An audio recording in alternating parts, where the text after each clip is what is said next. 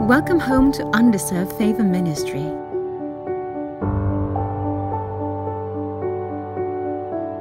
We are making Jesus, God's love and grace, known to the world. A blessed day, beloveds. We're so glad to see you again at our online Sunday service. It is an awesome day to worship our Abba Father, your Papa God. And why don't we tap the person right next to us and say, Jesus loves you. If it's just you, tap yourself and say, Jesus loves me, amen and amen. Church, let the love of Jesus propel you to victory today and to the days to come. Now, let's prepare our hearts to worship with a prayer. Let's pray. Almighty and loving Father, thank you for your never-ending love. Through Jesus, we are made victorious. Thank you, Jesus, for the life of our worship team, for an awesome worship experience, and to our pastors who continue to minister your grace to your beloved children. Thank you, Jesus, that you are our supply, and in you we will never lack. We believe and receive this in the mighty name of Jesus we pray. Amen. Church, let's get ready to praise and worship. Come on, church. It is time to praise our Abba Father with this song, Unmerited Favor. Come on, clap your hands and let's sing this song.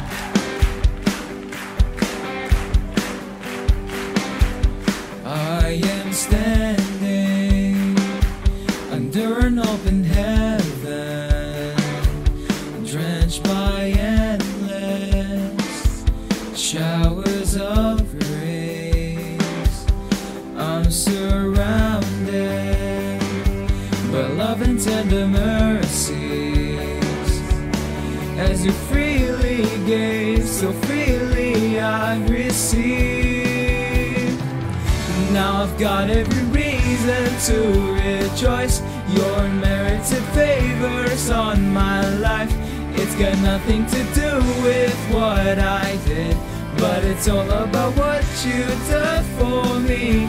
And because of the cross, it's plain to see. I'm irrevocably saved, now I am free. Now rejoice in everything you've done, in everything you've done. Yes, Lord, I rejoice in you for all that you've done. Come on. No more striving, 'cause I have been forgiven, made forever, righteous and whole.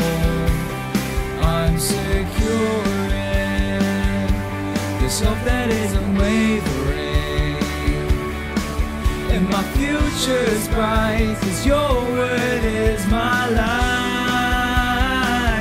Now I've got every reason to rejoice. Your merits and favors on my life. It's got nothing to do with what I did, but it's all about what you done for me. And because of the cross, it's plain to see.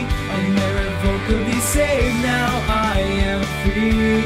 I'll rejoice in everything you've done, in everything you've done.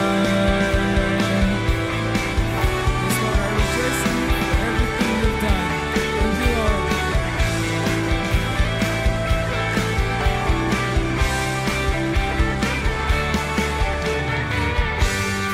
Thank you, Lord, for your merited favor.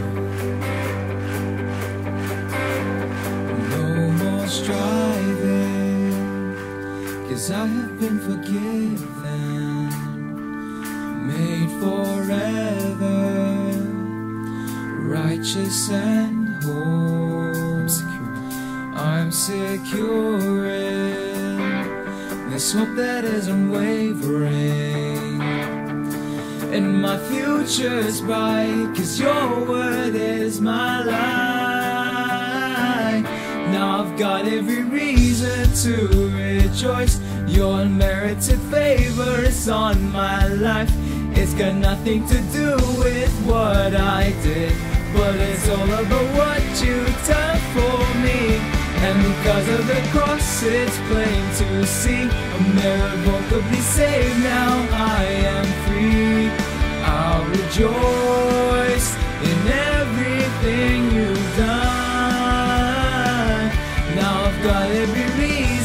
to rejoice. Your merited favors on my life. It's got nothing to do with what I did, but it's all about what you've done for me. And because of the cross, it's plain to see I'm irrevocably saved. Now I am free, and I'll rejoice in everything you've done, in everything you've done, in everything you've done, in everything you've done. Yes, Lord, we rejoice in everything that you've done. Thank you, Lord.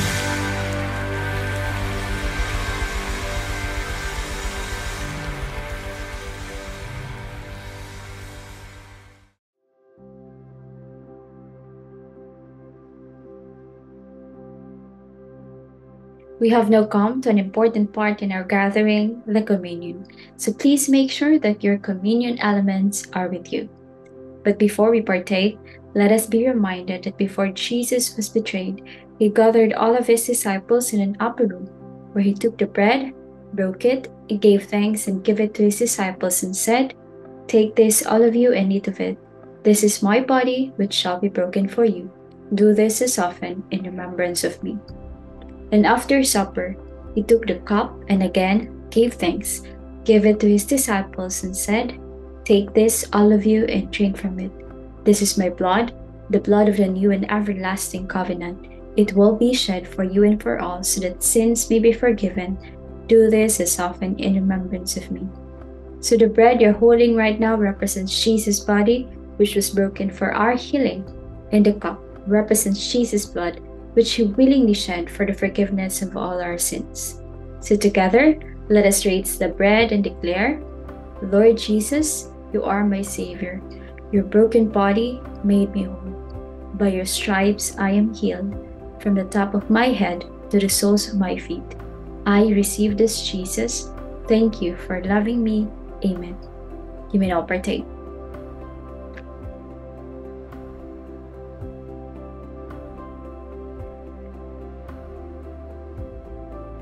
And now, let us raise the cup and together declare, "Lord Jesus, you are my Savior. Your blood was shed for the forgiveness of all my sins, past, present, and future, so that today we can live a life full of favor and righteousness. I receive this, Jesus. Thank you for loving me, and I love you too. Amen." You may now partake.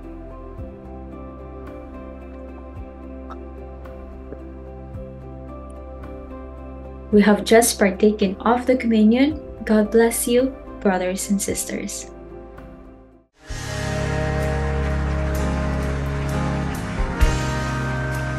Thank you, Jesus, for your love.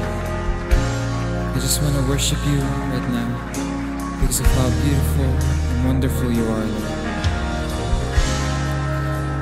Thank you, Jesus, for everything that you've done. There is no one else like you. No one can compare to you, Jesus. Lord, it is only by your grace that I can worship in this place. Oh, what a great privilege to know face to face.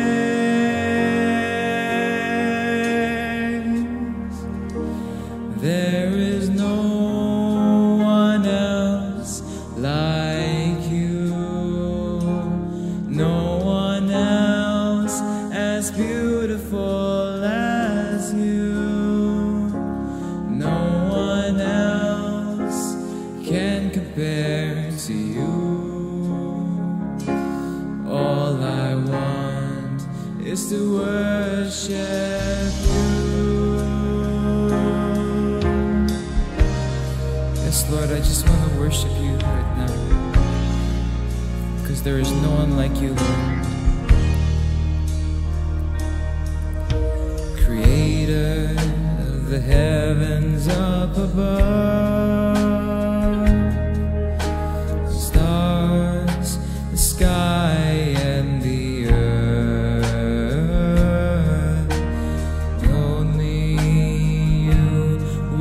serve, and I declare your matchless worth. There is no one else like you, no one else as beautiful as you. No one else can compare to you. All I want is to worship you. No one can compare to you, Jesus. You are beautiful, you are loving, and you are wonderful. Oh, it is only by your grace that I can worship in this place. Oh, what a great privilege to know you face to face. There is no one else like you, no one else as beautiful as you. No one else can compare to you. All I want is to worship you. There is no one else like you, no one else as beautiful as you. No one else can compare to you. All I want is to worship you. All I want is to worship you. It's all I want, Jesus. All I want is to worship you. Yes, Lord, I just want to worship you, for there is no one like you. Thank you, Jesus, for your grace and love. Thank you, Jesus. We know that after the worship, you are even more excited to give your tithes and offering. But please be reminded the giving of tithes and offering comes by a revelation that Jesus is truly alive in our lives. It is an act of faith and a privilege. So please do not feel obliged if you do not have that revelation yet. Be excited because God will reveal it to you in His perfect time. For those who already have that revelation, and when you act out of faith, then there is nothing that will stop the floodgates of heaven to open, as your Father in heaven has prepared everything for you. If you intend to electronically give your tithes and offering through online fund transfer, please indicate your name in the remarks field so that our pastors are personally able to pray for you. With this, we invite you to raise your hand, your mobile gadget, or your tithe envelope for a prayer. Almighty and loving Father, thank you for your faithfulness. You called us to bring all the tithes to your storehouses, and you will open the floodgates of heaven. But you have done even more. You have given us Yeshua, the best of heaven, whom through him we have everything. Even the least of the blessings, which is money, we have because of him. Thank you for glorifying yourself in our lives, for as you do so, we continue to benefit greatly. In Jesus' name we pray, amen. Amen. We believe that you have joined us already in our online communities. So if you know someone who wants to connect and enjoy the daily partaking of the Word with us, please let them install Telegram and scan this QR code to join our UFM community to stay updated. Continue supporting our online platforms by sharing our content from both Facebook and YouTube. If you're new, do subscribe to our YouTube channel and hit the notification bell so that you will be notified with our latest videos. See you on our online platforms, catch the word daily, and get exclusive links to our videos. So, today we hear from Des, a dear sister in Christ, who shares how the revelation of God's grace led her not just to do a balanced life and a well-being, but an integrated, holistic life by relying on the grace and wisdom revealed by God. She shared this testimony during their daily devotion in the Christian company she works in. For years, I struggled with my health, particularly with my diet. It felt like a constant battle, a love-hate relationship with my food that led to my weight fluctuating wildly. I would either indulge excessively, thinking I could lose the weight later through intense effort, or obsess over workout with no balance in between. Self-control was my weakness, and I felt trapped in this cycle. Earlier this year, I faced some health concerns that forced me to take a step back and address my approach to health holistically. I began changing my eating habits, focusing on nourishment rather than indulgence or restriction. I stopped obsessing over my weight, and instead, I started to see gradual, positive changes. For the first time, I could eat in moderation and enjoy a healthy relationship with food. Galatians 5 verse 22 to 23 has been a reminder for me during the Scrum devotion titled, Good Fruit is Produced Under Grace at the Christian company where I work. But the fruit of the Spirit is love, joy, peace, forbearance, kindness, goodness, faithfulness, gentleness, and self-control. Against such things, there is no law. Though through this journey, I realized that true self-control is not something I can produce on my own. It is a gift from God, a fruit of the Spirit given through His grace. My health is part of God's design for me, and I don't have to rely solely on my own effort. I can eat without condemnation and exercise not to strive for health, but because I am already healthy and well in Christ.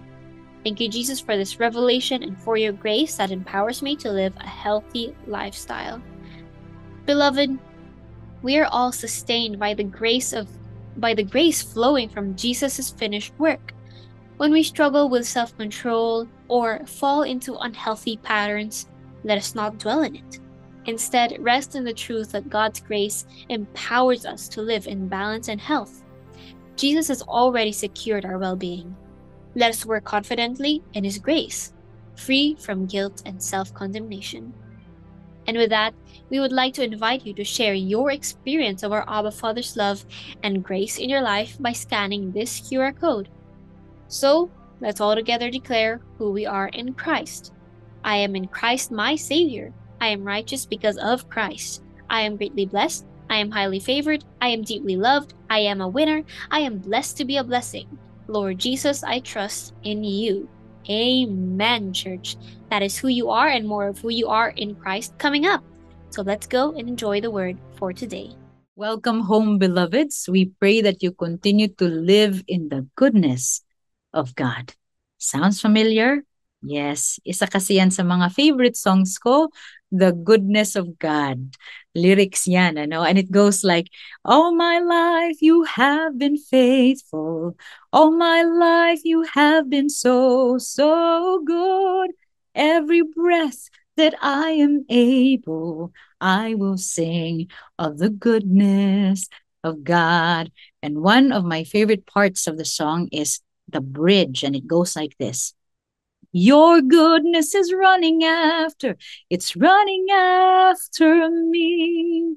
That beautiful piece of lyrics comes from Psalm 23:6, which reads, surely goodness and mercy shall follow me all the days of my life, and I will dwell in the house of the Lord forever. Pero teka, hindi mo ba maitatanong? Aren't you going to ask the question? As I did ask this question, Papa God, why does your goodness and mercy have to follow me? If this has to follow me, ibig sabihin na uuna ako? Am I getting ahead of you? And that's a question we're going to answer today as we deep dive into Psalm 23:6. First, we're going to look at these words, goodness and mercy. Is it just goodness and mercy, or is it something more? Second, we're going to look at the words shall follow me. Is it just shall follow me, or is it something more? Finally, we're going to make sense kung bakit I shall dwell in the house of the Lord forever if surely goodness and mercy shall follow after me. What does this verse mean? And what is its practical and legal implications that we can enjoy today? So let's deep dive agad. Let's go ahead and begin with understanding what does God mean with goodness and mercy? And as usual, we're going to go back in the original writing as the author intended it to be, as God breathed life into his words, into the word, his scripture through the author. So these words, goodness and mercy, in its original writing are the words Tob Chesed. So if you look at it, it's not Tob and a separate word Hesed. They are side by side. So this must mean that they are related with each other. They're not separate. But what do these words mean? They themselves alone mean, and how are they related? So let's do a word study for these words. Tob, Chesed. Our sources are Strong's Concordance for the word Tob and Nelson Glueck, who is a Bible scholar, a Hebrew scholar, with the word Hesed. Tob, according to Strong's Concordance, is good in the widest sense. What does the widest sense, good in the widest sense, mean? It's good in its holistic meaning. Now, this word Tob in Hebrew is very rich, that wala pong isang English word na nakaka-directly translate sa kanya. Because Tob is everything that is good, beautiful, honorable, wealth, welfare, favor, loving, all of that and more. That's what Tob means. The holistic, entire shalom. I think you know the word shalom. It's the whole thing. It's all the good things. That's Tob. Now, Chesed, as you may find its translation, if you look at Strong's Concordance or Strong's definition, it will give you loving kindness, mercy. But we're going to look at this Hebrew scholar's study on this word Chesed, as he has a deep dive on this. He in fact has a paper or a journal on this, where he says that Chesed is loyalty and mutual aid within covenant relationships. So to help us understand, let's look at marriage as a covenant relationship. Ang pag-aasawa po ay is covenant relationship. You agreed, you vowed to be together, and in that relationship, you are expected to be loyal and to provide mutual aid. Ibig sabihin, both the husband and wife are expected to support each other, to give and take. So, Chesed is found in the Bible or written in the Bible 250 times in relation to God's relationship with his people. It's, in fact, if you look at it, the character of God. It describes God loyal, committed to the covenant relationship. And there is, if you look at the Old Covenant, you'll find that God relates to himself, to Israel, his people, as the husband, and Israel as his wife. And how is he loyal to his wife?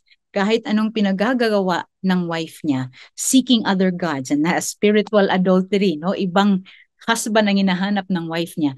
Kahit ganun siya, the husband, God, the husband, remains loyal to the wife and continues to provide support, to give aid, no, and to continue to love his wife. And why is that? Why is he loyal to the covenant relationship? Is it just because obligated siya? No, this word Hesed, in its larger context or in its full context, God has Hesed because he loves his wife. He loves the person or this group of people that he went into the covenant with. And that's essentially what marriage is all about. You are loyal not because you're obligated or you're obliged, but because you love the person you're married into or the person you went into the covenant into. And that's God. So Tob and Hesed put together is God's goodness, all of God, Him being good, and everything that is of His goodness is given to His people, to His wife, not because He's obliged, but because He loves His wife, and He continues to be loyal and continues to provide no matter what.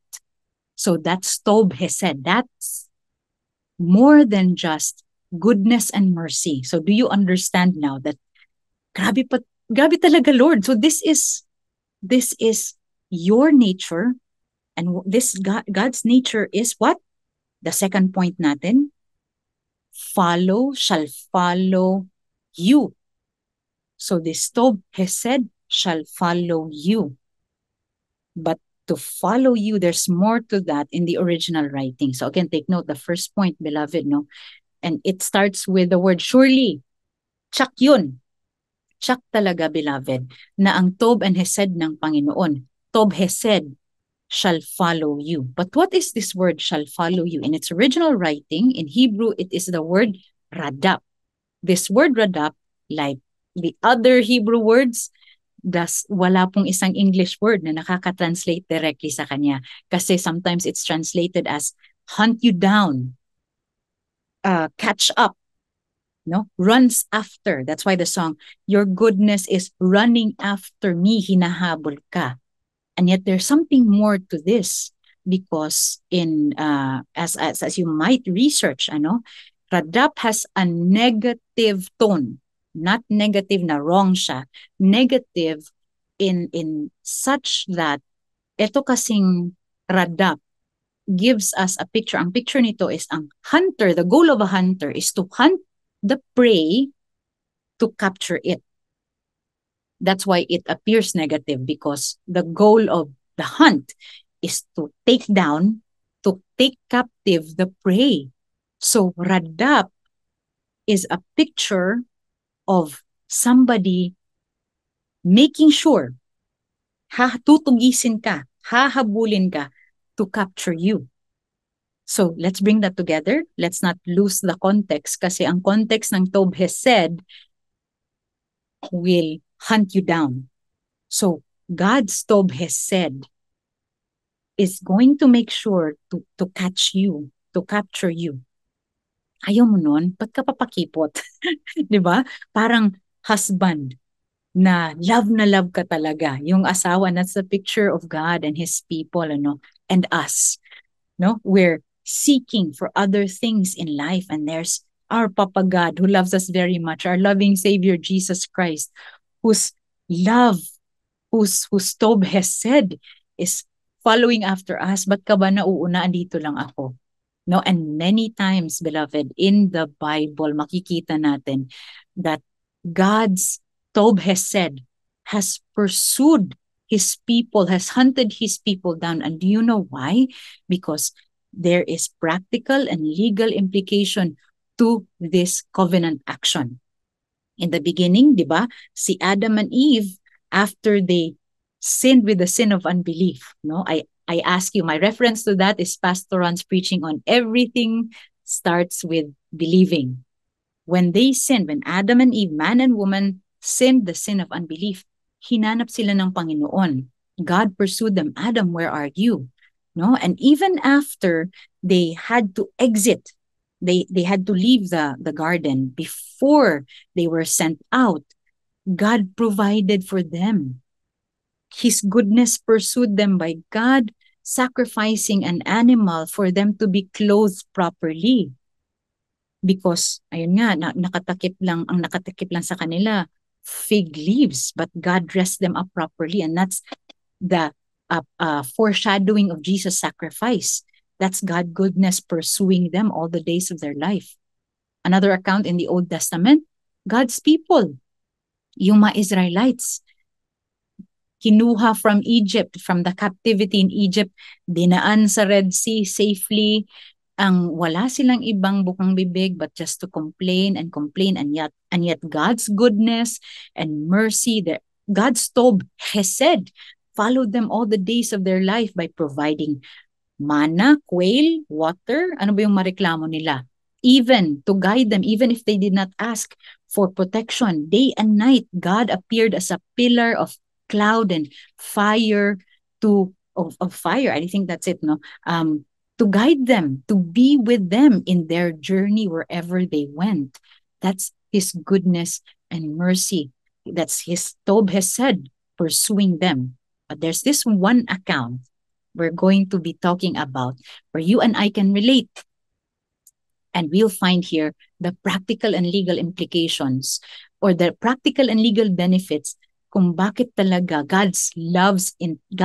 the intention of God's love is to pursue us. And we're going to find this in the story of Peter. Si Peter is very relatable sa atin. There are many instances na inuunahan niya si Jesus. 'Di ba? Inuunahan niya, Lord, sila lahat, iiwanan ka, ako hindi. And then, what did Jesus say? Sabi niya, Peter, bago tumilaok, tama ba yan sa Tagalog?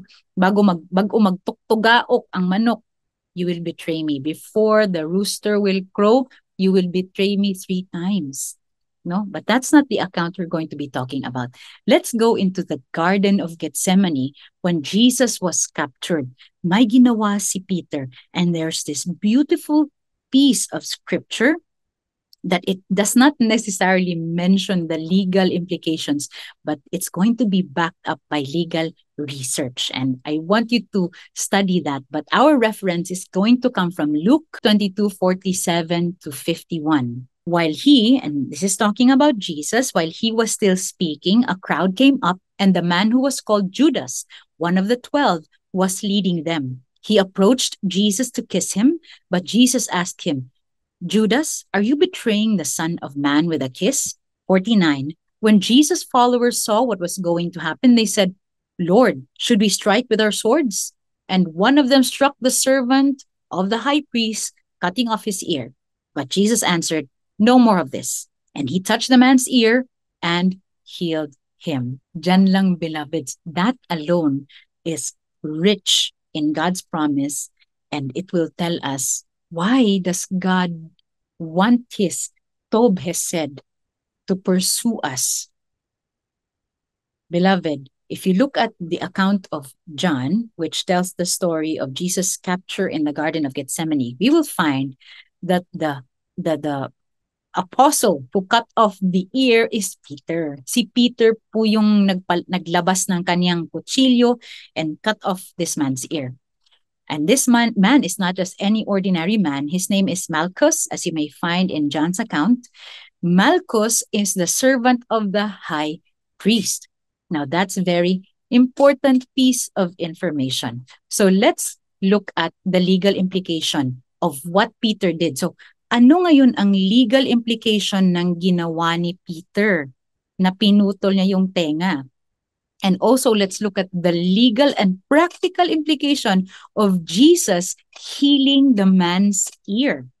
So, in Jewish law, and you'll find this in the Bible, when God proclaimed or told Moses, instructed Moses that these are his commandments, there was a commandment that particularly said that if one man gouged or kinuha ang mata ng isang tao, kailangan niyang ibigay yung isang mata niya.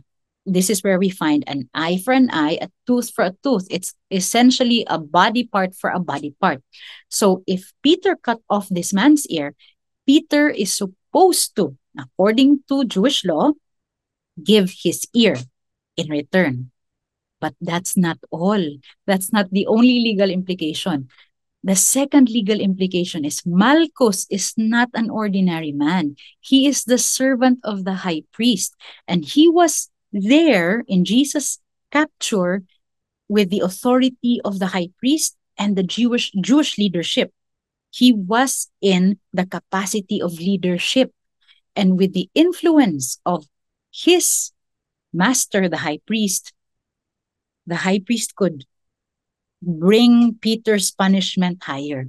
Meaning, beloveds, as the high priest, he could say Peter could be put to death. This was a criminal offense, beloved. And not only that, the third legal implication, beloveds, is that at that time, Israel was under Roman colony. They were a Roman colony. They were ruled by the Romans and they had to follow Roman law. So ibig sabihin, yung ginawa ni Peter could go higher and his punishment could be much worse. So that's the legal implication ngayon kay Peter. But what did Jesus do? Sinoli niya ngayon ang tenga ng tao. So what's the legal and practical implication to that? In fact, benefit. Ano ngayon ang benepisyo na makukuha ni Peter doon? Yung tengang tinanggal, the ear that was cut off is actually proof or evidence of the crime. So if pupunta ngayon si Malco sa korte, dala-dala niya yung tenga niya, and makikita ng korte na wala siyang tenga, then that's a proof that Peter committed the crime. But again, what did Jesus do? He healed the ear. Sinoli niya yung tenga. And with that, Jesus erased the evidence of the crime. Take note, beloved. Jesus erased the evidence of the crime. And the legal, practical, and eternal benefit to Peter is that hindi na siya ngayon makakasuhan. Because if Malchus goes to the high priest, to their courts, he doesn't have any proof. If he says, he cut off my ear, he has his ear, and his ear is healed, it's whole. So he has no proof to charge against Peter. So Peter is a free man. Peter cannot be judged guilty and even more so punished of any crime that he committed kasi walang ebidensya. And that is Jesus' finished work. That's what Jesus did on the cross to erase the evidence of the sin of man and woman in the beginning. So when the enemy comes to you and tells you, makasalanan ka, where's your evidence? The cross tells me that the evidence is no longer there. The cross is the covenant signature. Remember the tav? It's the covenant signature that there's already closure. I have been redeemed. Hindi mo na ako masisingil ngayon. And that's what Jesus did. This is a picture of Jesus' redemptive work on the cross na wala nang ebidensya ang kasalanan natin. So, why does God want his Tob Chesed? Why does he want it to follow us all the days of our life? Because we're very much like Peter. Pinangungunahan natin siya. No? Si Peter, if you look at many instances, very, very extreme, excited siya, Lord, zealous, Lord, I will do everything for you. Sila, hindi. And then, he starts to diminish, yung energy na nagdi-diminish, nawawala na yung faith niya. May unbelief na siya ngayon. You know, the name Peter has inspired the term Peter out. The name Peter at saka yung word out. The term Peter out came from miners. Yung mga nagmimina, yung mga minero. So yung mga nagmimina, when they go to a mining site, they sometimes mine ore, gold, kung anumang mineral na hinahanap nila. So when nagmimina sila at nauubusan na ngayon ng gold or ore, kung anumang hinahanap nila dyan, they will say that this quarry or this area that they're mining has petered out. Naubusan na siya ngayon. And that's what happens to Peter. High energy and then diminishing. And again, why does God want his Tob Chesed to pursue after us? Because alam niya mauubusan tayo ng energy. Alam niya we're running on low battery. So he's always there, anak, ano ba? Huwag ka kasing takbo ng takbo, huwag mo kong pangunahan. Here's my Tob Chesed. Take this, partake of this is yours. So do you get it now, beloveds? I hope that the question is answered. Bakit bakit ba kailangang habulin? Because yes, like Peter, we're always getting ahead of God. Inuunahan natin siya. Lord, I will do this for you. But God is telling us, no, anak, I have done it already through Jesus. So why are you running? Running as though the work is not yet finished. But that's not the end, beloved, because let's look at the full context of Psalm 23:6. In fact, let's not lose the whole context of Psalm 23, because this is the shepherd's psalm. Let's now go to the final line. And I shall dwell in the house of the Lord forever. The word I shall dwell is the word yatsab. I shall dwell.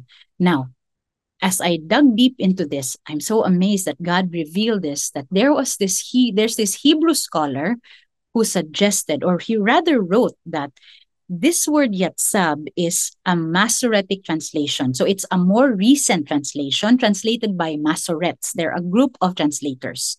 And he said that the original Hebrew, as it was really written in Hebrew, is the word wasabti. Bisaya man siguro ning Hebrew, no? Well, side note lang, no, there are Bisaya words that come from Hebrew origin. But side note lang yun. This word wasabti in Hebrew is not I shall dwell. It is the phrase I shall return in the house of the Lord forever. It comes from the root word return. And now, as I read that, I said, it does make sense, because if you look at Psalm 23, it is a journey of a sheep with his shepherd. It's a never-ending walk with the shepherd. And that's why Psalm 23:6 talks about the shepherd going ahead of the sheep, and the shepherd, or the sheep going ahead of the shepherd, and the shepherd is pursuing the sheep, because the sheep wants to return. The shepherd wants to return the sheep. Nalilito na ako. It's essentially Jesus who wants the sheep to return back to the fold. Doesn't this remind you of the prodigal son coming home to his father? He returned to the house of his father. And doesn't it also help us recall Jesus leaving the 99, pursuing the one lost sheep, capturing the sheep? Tinugis na yung sheep, hinanap niya, pursued the sheep, captured the sheep, put the sheep over his shoulder, went back to his fellow shepherds and rejoiced with the return of his sheep.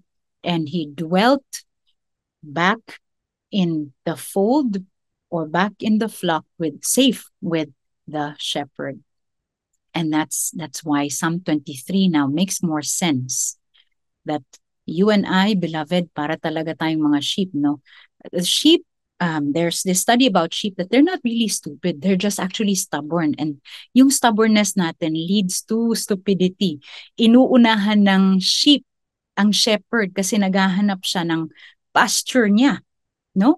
And that's like us, beloved. But God wants us to return back to him. And why is that? Because there's another word hidden in the word yatsab and wasabti. No? And God has allowed, by the way, why you might wonder, bakit inallow yung Masoretic na translation ng yatsab if wasabti naman pala talaga siya?